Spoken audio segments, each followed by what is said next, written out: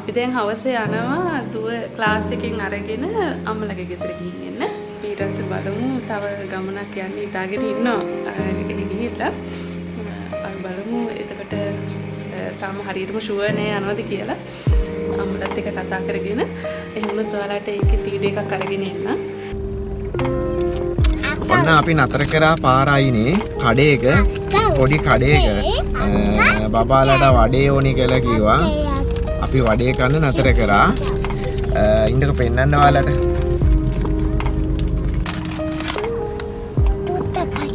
ඔන්න වඩේ තියෙනවා, පැටිස් තියෙනවා, රෝල්ස් තියෙනවා.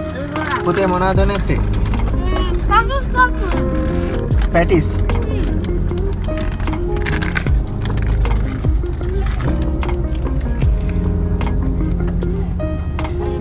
මාලිට මොනවද නැත්තේ?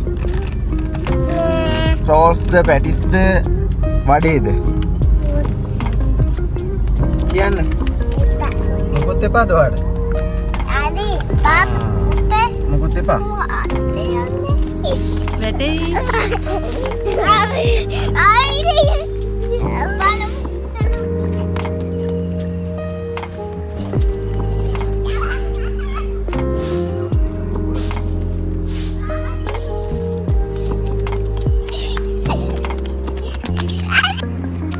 අපි දැන් යනවා පන්සලට. ලස්සන පන්සලක්. අපි බලමු කුඩට ගිහිල්ලා පන්සල. අද අපි මේ යන ලස්සන පන්සල පිහිටලා තියෙන්නේ මෙන්න මේ මැප් එකේ රතු පාට ඊතලින් පෙන්නලා තියෙන තැන. ඉතින් මේ පන්සල තියෙන්නේ කෑගල්ලේ මොළගොඩ කොළඹ නුවර පාරේ එනකොට මොළගොඩ මෛත්‍රී බතික් එක ළඟින් වම් අත පැත්තට, ඒ කියන්නේ ඔයාලා නුවර පැත්තට යනවා නම් පාරේ වම් අත පැත්තට තියෙන පාරක්. ඒ පාරේ කිලෝමීටරයකට වඩා අඩු දුරක් එන්න ඕනේ මේ පන්සලට. පන්සල තියෙන්නේ කන්ද උඩට වෙන්න. කන්ද උඩට වෙන්න හරිම ලස්සන ස්වභාවික පරිසරයක තමයි මේ පන්සල ඉදි කරලා තියෙන්නේ.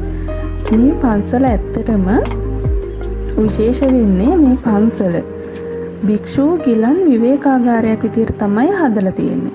ඉතින් ඒ නිසා මේ පන්සල ඇත්තටම විශේෂයි. සාමාන්‍ය පන්සලකට වඩා විශේෂ වෙන්නේ අන්න ඒ නිසයි. ඉතින් ගොඩක් කෑගල්ලේ අයත් මේ පන්සල ගැන දන්නේ නැහැ. මොකද ඇත්තට මේ පන්සල මෑතකදී තමයි ගොඩක් මේ වැඩ ඉවර කරලා ඉදිකිරීම් කටයුතු ඉවර කරලා හදලා තියෙන්නේ. ඉතින් මේ පන්සල ඇත්තටම අර මම ඔයාලට කලින් කිව්වා වගේ ස්වභාවික පරිසරයේ ඒ තියෙන ලස්සන සුන්දරත්වය නැති වෙන්නේ නැති විදිහට ඒ පිහිටි කන්දේ හැඩයටම පිහිටි විදිහටම හරිම ලස්සනට හදලා තියෙනවා. මොකද මේ පන්සලේ තියෙන කන්ද උඩට වෙන්න, ඒක නිසා කන්ද උඩට වෙන්න කැලේ වගේ තියෙනවා. ඒ හින්දා පන්සල වටේටම තියෙන්නේ හරිම කොළ පාට ඇහැට ප්‍රිය වටපිටාවක් තමයි තියෙන්නේ. දැන් මේ අපි ආවේ බුද්ධ පිළිම වහන්සේ වැඩ සිටින ස්ථානයට. එතෙන්ට ආවහම ඇත්තටම අපිට වටපිටාව හරිම ලස්සනට, සුන්දර වටපිටාව ලස්සනට පේනවා. ඉතින් ඔයාලටත් පේනවා ඇති මේ තව පන්සලේ වැඩ කටයුතු කරගෙන යන ගමන් තියෙන ඉදිකිරීම් කටයුතු. ඒක නිසා තව වැඩ ඉවර කළ නැති කොටස් කීපයක් තියෙනවා. මේ තියෙන බුද්ධ පිළිමා වහන්සේ. අපි ඉතින් මෙතනින් බුදුන් වැඳලා තව උඩට යන්න තියෙනවා පන්සලේ. ඒ උඩට යන පාරවල් හරිම ලස්සනට හදලා තියෙනවා කලාත්මක විදිහට.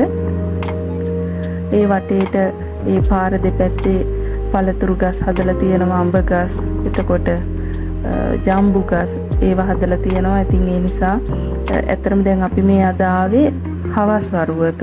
ඉතින් දවල්ට ආවත් අර කන්ද උඩට ඒ දැනෙන රස්නේ අඩුයි. ඒ ගස් හදලා තියෙන නිසා, ඒ නිසා ඒ යන පාර හෙවන තියනවා හොඳට, අවුව සැර අඩුයි. ඒක නිසා දවල් වරුවක ආවත් කිසිම කරදරයක් නැතුව පන්සල උඩටම මහන්සියක් නැතුව වන්දනා කරන්න පුළුවන්.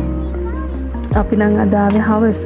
ඉතින් හවසට නම් ඉර බැසට පස්සේ අපි ආවේ. ඒ හින්දා මේ අමාරු නෑ, කියන්නේ අවුව නැති නිසා ඔයාලට ඒ වෙනස පේන්නේ නැතුව ඇති. අවුව නැති නිසා මේ කොහොමත් කරදරයක් නැතුව අපිට වන්දනා කරන්න පුළුවන් වුණා. මේ තියෙන පාරවල් උනත් හරිම ලස්සනට හදලා තියෙනවා.